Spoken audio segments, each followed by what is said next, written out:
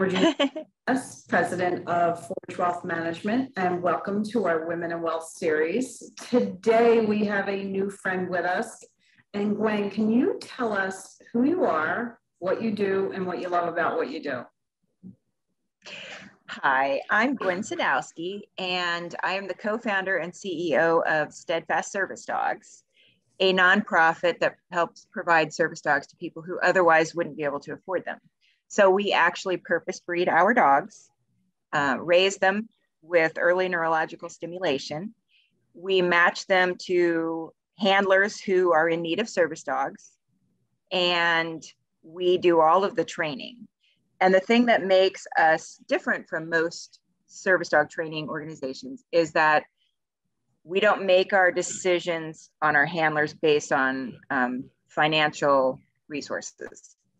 In other words, we will fundraise, we will get grants, we will work with them to make sure they can get their service dog. Because the unfortunate reality is service dogs are very expensive to train and purchase. And most people who really need a service dog cannot afford that. Yeah. And you help a lot of people through your services. It could be from, I know, some PTSD victims, whether or not it's military. I know you did some Parkland shooting victims as well. Yes. Yeah. We have several survivors of the Parkland shooting, and teachers and students who have our dogs. Mm-hmm. Mm-hmm. That's amazing work. Like the good things that your organization does just to help people is just so heartwarming. Oh, thank you. Yeah, so what I love about it is different work that we've done. My husband and I, we worked in real estate, and there were things about that I enjoyed, but I didn't really get that feeling that I was making a difference. And now we work hard in different ways, and the stresses are different. And I think while I don't have the same financial stresses that come with real estate investing, what I do have is that stress to make sure that we have the dog trained and working properly for the handler, because in some cases, these really are life-saving dogs. It is really life and death. And while there's that stress, it's very rewarding to look at the dogs and look at the handlers and see the progression and see how things change and that bond forms. The handler becomes more confident. And I actually have people come back to me and say, that isn't just a life-altering dog, that dog saved my life. And that's what I love about what we do. Yeah. I mean, no one can complain about that, for sure. For sure. Yeah. And your dogs are huge animals, beautiful, majestic animals, and they're the most gentle dogs I have ever been around. So the breeding that you do is definitely a major part of what you do, plus the training. Talk a little bit about that, about the breeding. I mean, I know you guys go through a lot of steps to make sure that you are producing a good quality animal. So all of our dogs are health tested. So they're all DM clear completely. They don't carry the DM gene, and they are OFA or pin hip certified. So they have normal elbows and good or excellent hips. And that way we can be sure that the dog will be healthy for the handler for a very long life. Because we have had some situations where we've provided a dog to replace a dog that passed early or got sick early because the breeding wasn't that quality. So one of the things that's challenging for us is it's difficult to find dogs who have that personality, that gentleness, the intelligence, the capability, and the health, and the whole package. And so it isn't something we take lightly. It is a real search and evaluation to add dogs to our breeding program. And then if we don't if we have a dog within our program that we bring in who doesn't test out with hips, that's going to be a pet for us because we don't discard dogs. We value our dogs, but we will never breed that dog because we don't want to further any imperfections into the line. Right. Yeah. Unlike, some other breeders that you hear stories about, you guys are very, very particular. And it shows. I mean, and your dogs, I can't say enough about your dogs. I mean, and if anybody, we have to talk about Snouticus, right? He's he's one of the biggest dogs I've ever seen. I mean, his head is got to be this big. It's enormous, yeah. Yeah, but at the same token, he's this giant dog, but he's lovable and gentle, and he does his job when he needs to, but then he knows the compassionate side of being an animal. Yeah. So let me talk about Snouticus because it's a funny story, and it is really how this all started. Snouticus was going to be our pet, and Snouticus was a dog we researched the breeder for a couple of years because we had a white German Shepherd who we loved. His name was Oso, had a wonderful personality, but his health was terrible. And we spent a fortune on that dog. And we determined eventually that he had the canine version of lupus. He had an autoimmune disease. It was just constant medication, constant. So beautiful dog, wonderful personality, but really poor health. So we knew we wanted that personality, but we didn't want that health issue. So Andre went to Iowa. Andre is my husband. Andre went to Iowa with my oldest son to pick out this puppy, which he had picked out online. And when they brought out the puppy that he had chosen, it didn't seem interested in them. It just wasn't interacting with them. And, Andre is pretty straightforward. And he said, this isn't going to work for me. I've driven all the way to Iowa from Virginia, and this isn't going to work. And so the breeder brought out this other dog. And I think sometimes she donated dogs to different causes from the litter, like to be trained as service dogs through other organizations. So that's probably what was going to happen to Snouticus.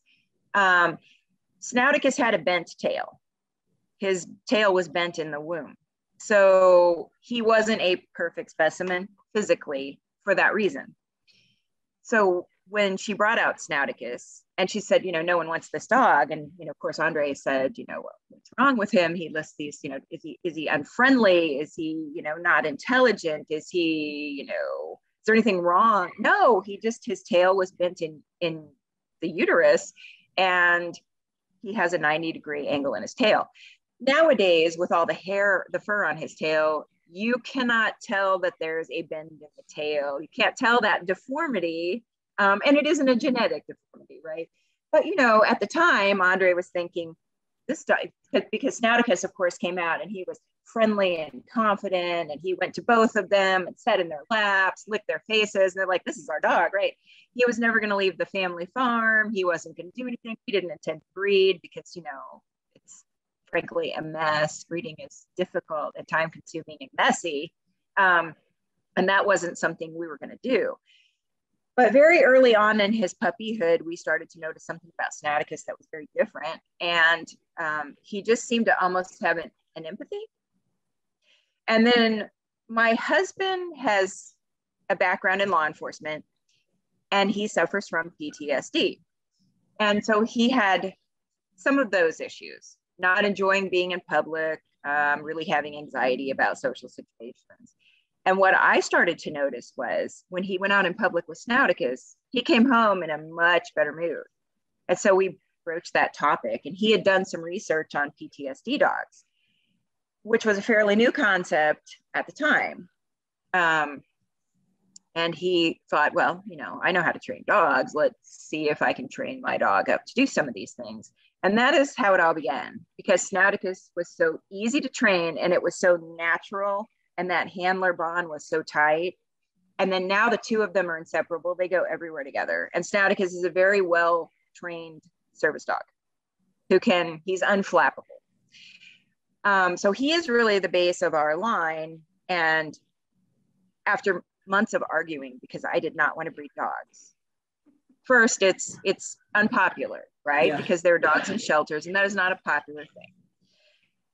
So you really, you know, and to that, I would address that as, you know, there's responsible breeding that is for a purpose, which is what we do, and then there's breeding to breed. They're two very different things.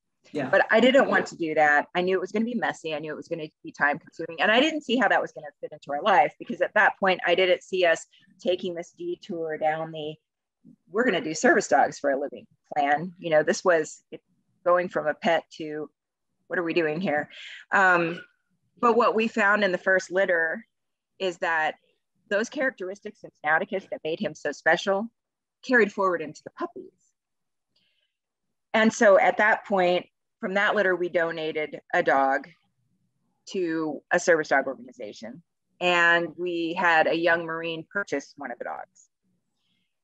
He had PTSD and he hadn't been able to sleep for months. And the dog actually interrupted his nightmares spontaneously and allowed him to sleep. And this was without any training. Wow. So we were really looking at, wow, you know, these dogs might really be able to do something. Again, this was very early in our adventure. But the next litter, which you know about, because Buddy comes from that litter. That litter we donated dogs as service dogs, and that is actually the litter that Jake's dog Thunder came from.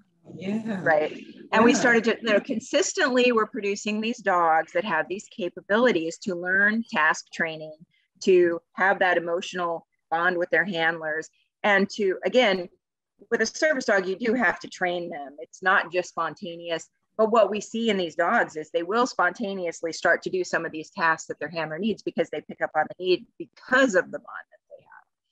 So we now have people coming to us for service dogs along with our own service dog mission. So we made the leap because of the Parkland shooting, actually. Okay. After the Parkland incident, when we heard that there was a need, our first move, and at that point, we were not a service dog organization. We hadn't started this yet, but we wanted to help. And so we donated our dog. We gave students from Parkland dogs, and we tried to help arrange training for those dogs. What we found was it's very difficult to arrange service dog training. So if I gave someone a dog that would be able to do service dog work, but I don't have a way to guarantee that they can get training, I don't know that that dog is ever going to reach his or her full potential and do what the handler needs. And depending on the handler's financial situation, and in this case, it was children, right? And parents, I could give them a dog, but it could be such a huge cost to them that they couldn't really take advantage of the opportunity. Right. Or I could create more stress with the cost of the training. And that's kind of where we came to terms with, you know, maybe this is what we need to be doing, because we could just see the whole process through from beginning to end and make sure it's seamless and works appropriately for the handler and the dog. And that's the other side of it. You know, our matching is based on the needs of the handler, the compatibility. You know, will this dog and this handler work well together? And will this dog have an amazing forever life with this handler? So we want the best scenario for the handler, the best scenario for the dog, and the team together. That's amazing. It's amazing. I'm so in awe of you. Really amazing. Oh my. So let me answer this. If people want to find out more about your organization, how can they follow you? And I know you're a nonprofit now, so there might be an opportunity for them to donate as well. Where would they go to find more information about Steadfast Dogs? Okay, so Steadfast Service Dogs has a website called steadfastservicedogs.com. We're on Facebook. Snouticus, the massive German Shepherd, is one of the pages, and that is just a fan page for Snouticus, but we often have shares of Steadfast stories on Snouticus. Steadfast Service Dogs has their own page on Facebook and on Instagram. Oh, and so any of those, Yes. And I've been told that I need to reach out and try TikTok. I'm not brave enough for that yet. That's for the younger kids in your house to take care of for you. I know. I need to rally those teenagers I have, right? Yes, because they know how to use TikTok. Absolutely. That's their domain. I think that's one of their assigned jobs from now on. But yes. I urge everyone, anyone who's listening to this, watching this, I urge you to go follow the Steadfast Dog Services and Snouticus, because you will fall in love with their animals. I mean, they're just beautiful, beautiful animals doing amazing things for people. I can't say enough wonderful things about you, your husband, your animal. Just awesome. Oh, thank you. Yeah. I really appreciate that. Yeah, no problem. No problem. So real quickly, question for you, because I know you've had a couple different professions in your life. What has been, let's say, some of the challenges that you've faced as a professional woman? Oh, wow. Different challenges at different times in life. When I was young and consulting, so I was up constantly flying. Of course, I was cute, so I had to downplay that. I mean, I was young and cute. We're all young and cute when we're young, right? Yeah. And I had to downplay that. Really high heels on that you like. I know, and I do, and I love them. But I had to downplay that a little bit, so I would be taken seriously. Because when I was young, I still had this round, innocent-looking face, and I still look like a girl, So I started wearing pantsuits when I did consulting, which was, there was no incident or anything that occurred that made me uncomfortable with wearing skirts, but it just de-emphasized that I was female and young and attractive, right? I have worn glasses instead of contacts to interviews with people who I thought would be hung up on appearances, to look more studious and less young and bubbly. I think I've had to be tough sometimes, and I've written some business letters that apparently have made people, because there are times when I think people can look at a woman and think, particularly if you're nice and they know that you can be nice and sweet, and think, oh, she's not going to say anything. She'll just go along with it. I've had those challenges where I've had to, no, I'm not going to go along with it. And I don't enjoy that, but sometimes you do have to stand up for yourself.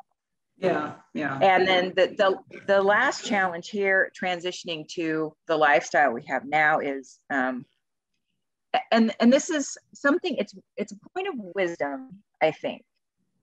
And I'll probably have to reach out to you at some point, because, I was looking at your site, and I know that you help with various transitioning periods in life, because we've transitioned from an expensive part of the country with a more expensive lifestyle, with more luxuries, to, in order to start a nonprofit and not be independently wealthy, you really have to downgrade your lifestyle. And what I found was, and when I say downgrade, I don't mean like we're unhappy with it, but what I mean is simplify. Like, I don't have to have all of the things. And in my life, with what we're doing now, I've found that eliminating some of the things have actually made life more fulfilling, which is kind of strange. But yeah. So there's that transition to, what do I really need from life? What do I really want? And what's really important to me? What brings me joy? Yeah. And, the closet full of designer clothes that I no longer wear, and haven't in years, I know, don't bring me as much joy as I guess I once thought they did. That makes sense. So that makes sense. But I'll still put on a pair of those heels that I love with my jeans and go to the grocery store that way or wherever, you know, because But hey, if that makes you happy, that's awesome. It makes me, that's it, you know. And I think with COVID, you know, we've had to all reevaluate what makes us happy and what is important. Very true. Very true.